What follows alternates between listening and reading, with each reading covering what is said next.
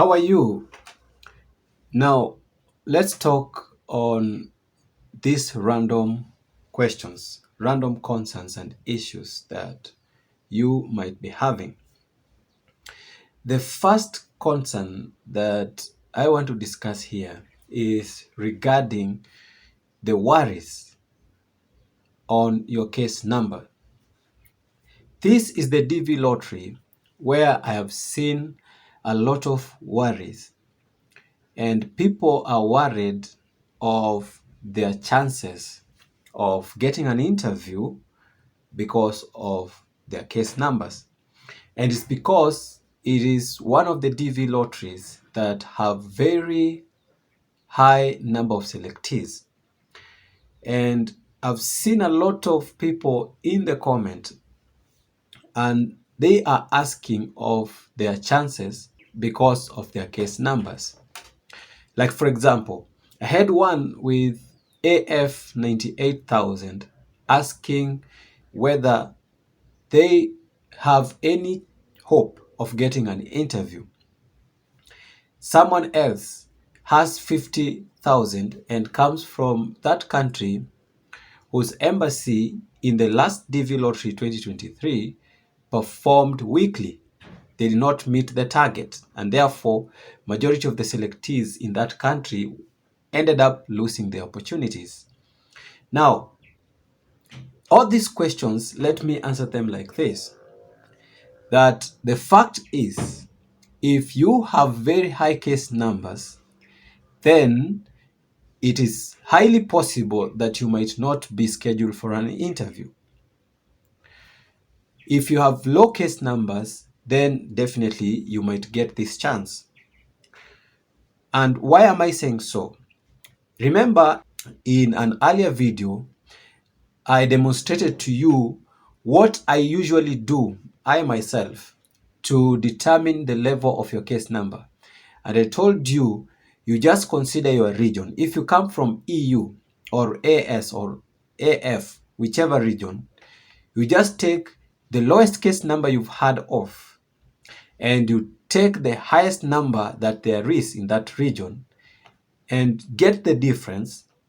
And once you get the difference, you divide it into three equal parts, three equal portions. Then the first third, the third on the lower side, those are considered as low case numbers. The middle third is medium case numbers, and the highest third is the high case numbers. And most of the time, those selectees that fall on the higher third, that is the third towards the highest case number, they normally don't get their chances of even getting an interview. While those in the medium to low, they get their chances. And so if you've done that way and your category is above the medium level, then know that your chances are low. But we did not say that you can't be called for an interview, that you are completely out of the chances. Even high case numbers, sometimes they get called for an interview. And that is affected by some embassies in a region performing poorly. If some embassies are extremely low in performance, then those embassies that are excellently performing their job will have even high case numbers getting an interview appointment. So that's what I said. But normally, low case numbers have high chances of getting an interview appointment, while the highest case numbers, they don't. Now, there was this particular case where the individual that comes from an embassy that had a bad record in the previous DV lottery, and this selectee was asking whether he or she might consider to transfer the interview location to a better country. And that is a tricky one. That question is a tricky one. And people have tried to answer this. But what I will tell you for sure, and get it right, is that transferring a case from one embassy to the next is not as we think or as we thought. What do I mean? The only time, as per KCC, get it right, the only time as per the KCC is if you are currently in this country and of course your interview is scheduled in the embassy of your country or the country in which your embassy is affiliated to. So if you are in this country and your interview is in this embassy, the only time you can change your interview location is in the case where you have completely moved to that new country. E.g., if you come from Ethiopia and you are selected, that means your embassy will be scheduled in the Addis Ababa embassy. So, if you happen to relocate, let's say to South Africa, you can change your interview location to South Africa, Johannesburg. But if you have not physically moved, there is no way you are supposed to change that interview location. So, if indeed you are this person that has relocated or moved to a new country, then you request unlocking of your DS-260 form and then update with the new location where you are. And then after that, you submit it back and you write a follow-up email informing KCC that you have moved to this location and this is my new address. And you give the proof of your address, of your new address in that email and then send it to KCC. That way, KCC might consider changing your interview location to that location.